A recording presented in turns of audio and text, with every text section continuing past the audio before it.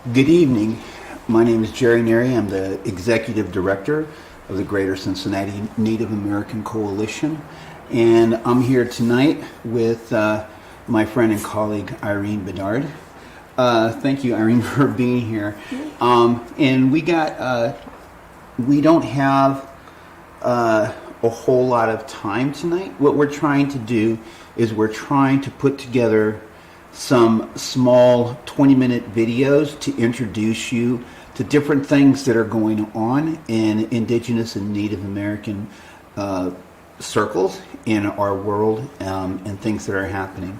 Tonight we're going to be talking about the basics of a land acknowledgement and how you put land acknowledgements together. So what I'm going to do is I'm going to go ahead and read a land acknowledgement really quick, and so you kind of get a general idea of what they are.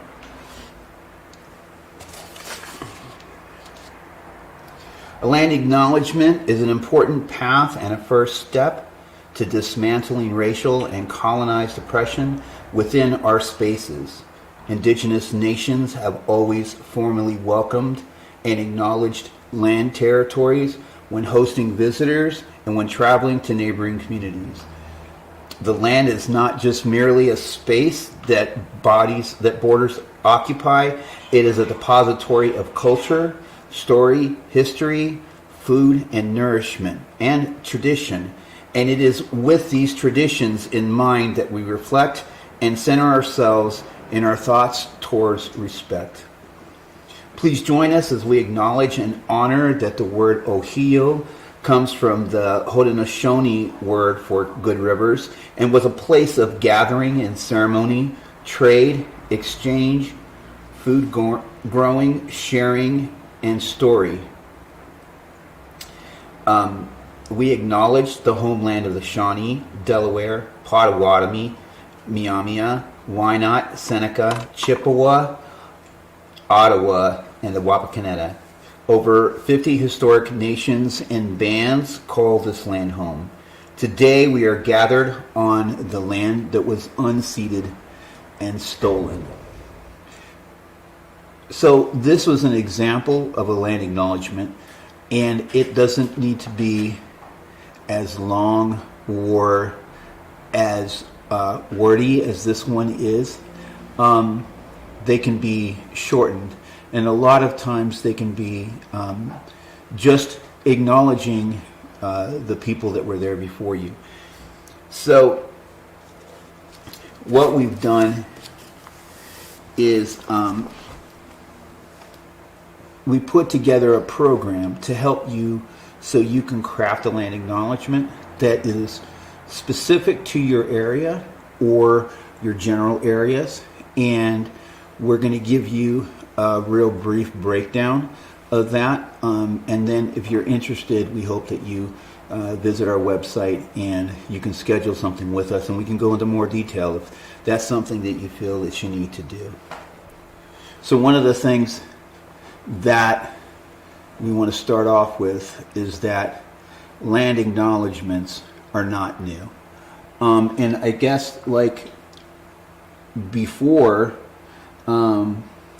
first contact, and even now in our communities, we don't introduce, we'll introduce ourselves and where we're from. And that is what is done first, where it's the opposite of what Western culture does. Well, no matter where I go, and no matter what the situation is, whether it's native, non-native, indigenous, I was taught that we're supposed to say our names that was given to us that were, by our mother and father, say our mother and father's names, say our grandparents' names, because that's really important to know in our communities. Who are your parents? Where did you come from? And what is your clan? It's an important part of our way of passing down bloodlines and culture and traditions, but at the same time, no matter where you go, you also put forth that humble apology because you don't want to offend. Because, we couldn't possibly know all there is to know in the world, and so therefore there's a level of ignorance wherever we may travel, and so we just hope to not offend. And then at the very end is when you acknowledge the earth, the Mother Earth, the land that you're standing on, that it's holding us up and sustaining us and giving us life and giving us this bubble of beauty that we live in, under the stars and clouds and the beautiful rains and snows, So I just think that land acknowledgement is something that's important, especially today when we've paved over most of it. And it's important for this society to understand that we are not separate from it, from Mother Earth, from our environment. We are not separate from any of that. We are connected with it all. So that's why I think land acknowledgements are important. Absolutely. And one of the things is that, like in Western culture, they always begin with an agenda. People always say, what do you do for work? So what do you do for work? Oh, I sell insurance, or I work in a factory. People are always curious about what you do for work. But what we're trying to do is we're inviting you to put into practice, putting your relations first. And you put, with those relations, you want to put the land first. And that starts with self-reflection. Before starting on the work of a land acknowledgement statement, you need to reflect on the process. And the first thing that I would invite you to do is ask yourself, why am I doing this land acknowledgement? If you're doing it to inspire others to take action to support Indigenous communities, then you're on the right track. If you're delivering a land acknowledgement out of guilt, or because everyone else is doing it, or you're doing it just to check off a box, then perhaps more self-reflection is needed. Land acknowledgements are becoming really popular with organizations and at the beginning of events, and I like to see that. I think it's going in step with a lot of organizations beginning to understand the decolonized mindset. They're beginning to understand. Even just having a conversation about it is a good thing. So I wanted to bring that up, the decolonized mind. And this is true, and it's starting to look at things from a different perspective. Instead of looking at things from a viewpoint of the ship to the shore, they're flipping that around and looking at it from an Indigenous perspective, from the shore to the ship. And that's another place to think about when you're doing these land acknowledgements, when you're writing land acknowledgements, or you're speaking a land acknowledgement. One of the things that I'd like to point out is that the land and the people, you can't remove the land from the people. So when you talk about people who were removed from a specific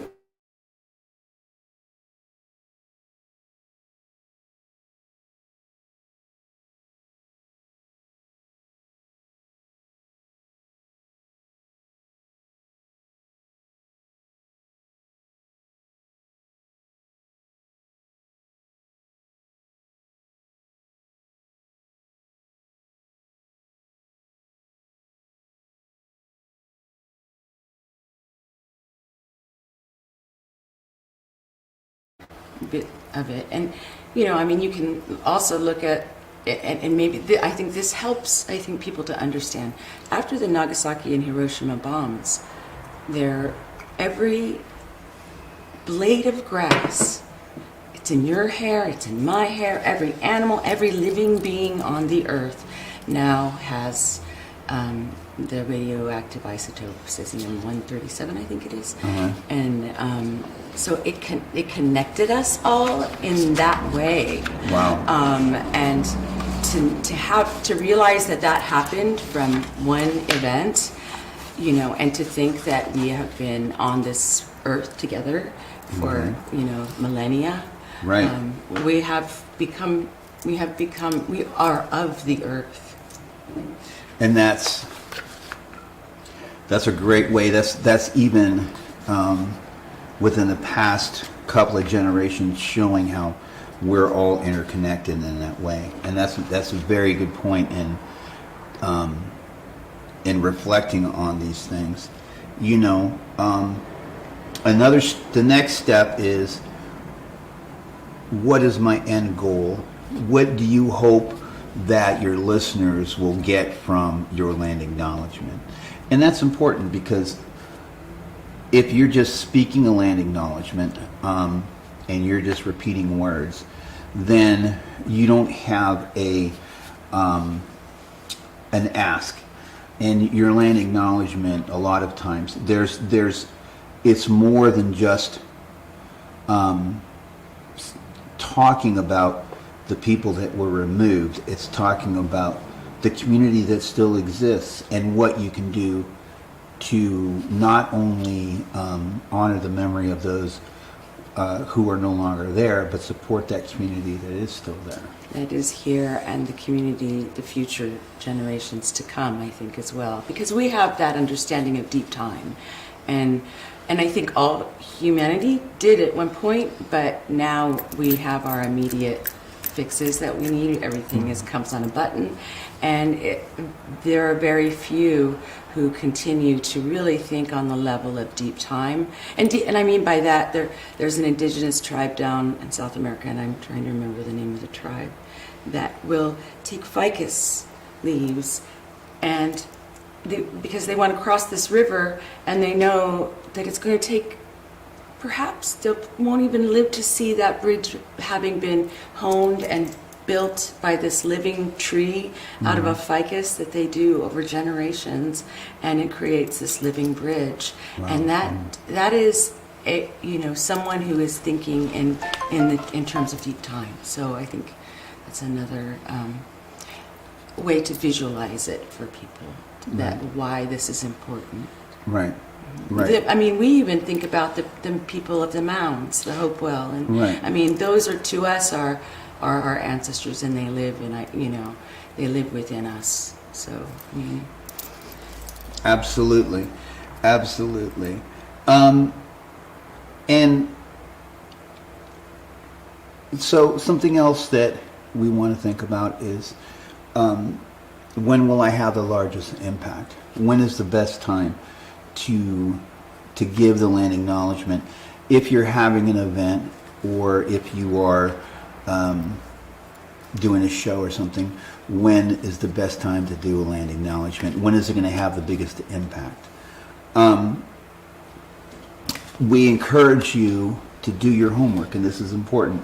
There is a website that I'm hoping that it is on our web page, and what it does is it's going to tell you what people, what tribes, what nations were in any specific spot on the map that you currently are on, whose land you're on. And that's important. And a lot of times, even in Ohio, there were almost 50 different nations that at one time called Ohio home. And that land is still a part of them. And it's not just an ancient people. It's not just the Hopewell or the Adena, those ancient ones. You have the Shawnee and the Miamia and the Wyandotte and so many tribes that were removed not so many generations ago, who are still called to return to Ohio. So it's important to do your homework and find out to whom this indigenous land belongs to. Naming and the names of living indigenous people from these communities. if you're presenting on behalf of your work in a certain field, highlight Indigenous people who currently work in that field. For example, if you are doing work with scientists or engineers up near Lake Erie in the northern part of Ohio, there's a Native American engineer and science society up there, made up entirely of Native American scientists and students and engineers. And when I talked with the EPA, they recognized them, and they also spoke of their own experts that work for the EPA, working with the water, that are Native American and from different tribes. So it's always important that people, depending on who you are, and whether it's in theater, whether it's in engineering, whether it's in activism, that if you say a land acknowledgement, that you also are recognizing those contemporary people that are currently doing the work that is in your community. Poet laureates. Poet laureates, exactly. Oh my goodness. Joy Harrow, I know. Oh, I would love to be able to talk more with her. Indigenous place names and language. So, like I said in the beginning, Ohio comes from the Haudenosaunee word Ohio, which meant good water, I believe. And it's important to know the names of the places, the traditional names of the places that you come from. You know, Ohio is a very easy word. Thank goodness it wasn't something more complicated, because I would have had to take a lot longer time to learn that. And the correct pronunciation of the names and the tribes, the places that you're from, you know. And a lot of times we use, like we talk about the Fort Ancient people, mm-hmm. and that's the white men, the colonizers after first contact, they called them Fort Ancient people, but that wasn't their name. The Ofo and Mesophilia, I believe, were actually who they came from, or who were descended from those people. And these are important things. Use appropriate language, and this is important because a lot of times we sugarcoat stuff. So people try not to use words like genocide and colonize, and even recently I've heard people say, "Oh, you can't use the word colonizer. That's not, you know, you shouldn't be using words like that because it hurts people's feelings." But we have to be truthful. We have to. When you look at what's happening with cancer clusters and. I'm sorry. What I was going to say was there are people who don't want certain things taught in school. They're trying to get history, even in Texas, where they're saying that they don't want that it's no longer required to teach that the KKK was necessarily a bad thing, you know. And so it's important for us to use the correct terms and speak the truth. And a part of reconciliation is truth. And that's a good place to start. So especially if you're a church, if you're the Catholic Church, which I don't think any Catholic priests or the Vatican is listening right now, but if you are, you have to start with telling the truth. You have to be able to say, this is where we are and this is the truth and what happened. And you have to be able to speak in a language that is true to what happened, especially with all the children that they've been finding. And this is real life. This is real world, and we have to be able to talk about it. The way that I think about that is that kind of radical honesty is the salve that heals from both ends, because it's difficult to step in someone else's shoes unless you get to hear the story, unless you participate in those tears, unless you bring that person some tea, and there's a sense of healing. So I feel like U.S. is getting closer as a culture to, and I'm sorry that it, and I just want to cry about it, that it took the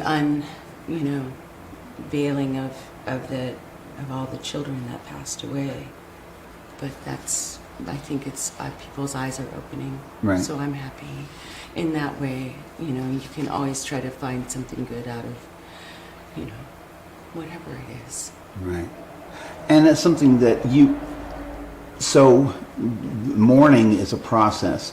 Whenever someone passes away, there is a process in which there are steps to healing when someone goes through mourning. And we've never been given the opportunity as Indigenous and Native people, we've never been given the opportunity to mourn those for those things that have happened to us in the past. That takes acknowledgement. Exactly. Too. And speaking of land acknowledgement, that is the people acknowledgement maybe that maybe we're waiting for, that the country of Canada has already done, at least apologized, and then but it hasn't even been acknowledged, and, right. and has actively been buried in our history that's taught to us. Right. I think we're getting better at that, but yeah. Right. So I don't want to, No, absolutely. I think that this is it's a difficult subject in those ways, in those terms, but it has to be spoken. Right. And I think in the speaking, I've just scrolling around on social media, and people have been letting their stories out there that have never let their stories out before, or the boarding schools. And my mother went to the boarding schools, and she suffered torture, and she hurt people. Absolutely. Yeah. Yeah, and there's a lot of trauma that needs to be healed. Yeah. And I hope we have a lot more time in the near future. Yeah. We're gonna have a complete discussion on the boarding school issue and things that are happening and things that are currently happening as we talk right now. So many things. And so we also want you to use past, present, and future tenses. Indigenous people are still here, we are thriving, and we don't want you to treat us as a relic of the past. And land acknowledgements shouldn't be grim. They should function as living celebrations of Indigenous communities. Ask yourself, how am I leaving Indigenous people in a stronger, more empowered place because of this land acknowledgement? Focus on the positivity of who Indigenous people are today. And this is important because I was watching Netflix. I was watching a special on Netflix, and someone was talking about how he went to his therapist, and his therapist asked him to write down like three of his heroes, and he wrote them down. And the gentleman was Indigenous, and his therapist said, "You wrote down, three white people who are your heroes." And he's asked, "Why is that?" And he said, "Who are your heroes? Who are your Indigenous heroes? Who are your heroes from your own people?" And the thing is that we are so programmed to not recognize, that there are Native American astronauts, there are Native American poet laureates, there are Native American engineers, scientists, pharmacists, doctors. In Congress, right. By the way, hi, Dr. Kate. And exactly. And this is important because we are thriving. We are in important places. We are getting a seat at important tables. And our youth are making a difference. And this is important. It doesn't. it's important to tell the truth, but it's also to recognize that we're still here and that we are thriving. We are not stuck with marble eyes in a museum. We're living, breathing, active, joyous souls. Absolutely. This clipboard looks like it's really full, and it's not. I just never take the paper out of it. So I think we have some questions maybe, and I'm going to take a look here and see what we got. By the way, I wanted to wish you a happy birthday. Today is Irene's birthday, and it's a special day. I'm old enough to drive. Yeah, she's now old enough to drive. So this is a question for you from Julie York Coppins. I hope I pronounced that correctly. Having also lived in Juneau. Hi, Irene Bedard. I'm curious if you see a difference in proper land acknowledgements in places like Alaska, where many Native communities remain intact and culturally strong despite the trauma of colonization, versus regions like our own where historical genocide, forced relocation, and almost complete cultural erasure of indigenous peoples have been the tragic norm. How should our language here reflect and honor those different circumstances and historical harms? P.S. Thanks so much for offering the session. I think that, I think that there are more similarities than you think. And then the Aleut, there are 269, I think. I may have maybe off in numbers, but somewhere around there, Alaska Native tribes of different groups. And the Aleuts were forcibly removed during World War II when we were invaded by the Japanese, when we sent 19,000 troops. My grandfather was one of the Alaska Native people that got plucked out of the village to go and fight a war he knew nothing about. Right. But so, and then my mother and all of my relatives went to the boarding school system. We were used as human test groups. There was a group up in Point Hope, Alaska that had,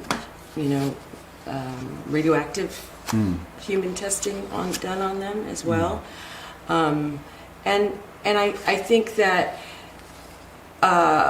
so those there's some shared experiences, and I think that those are shared even with Indigenous peoples all around the world. There are some of those experiences that are shared. The difference is, as she mentions, is that we did manage to at a later date in time have our moment of first contact, and that was my mother. Wow. My mother's generation. That wasn't that long ago. It wasn't that long ago, and my mother went from how we lived for tens of thousands of years to a man going to the moon, and cell phones and satellites. So, yeah. I mean, I think that the difference in talking about the differences in that question is really talking about where the similarities are first, and the differences being that because that we managed to maintain our control over our land base through becoming corporations, native corporations, during the Alaska Land Claims Settlement Act of 1974, I think.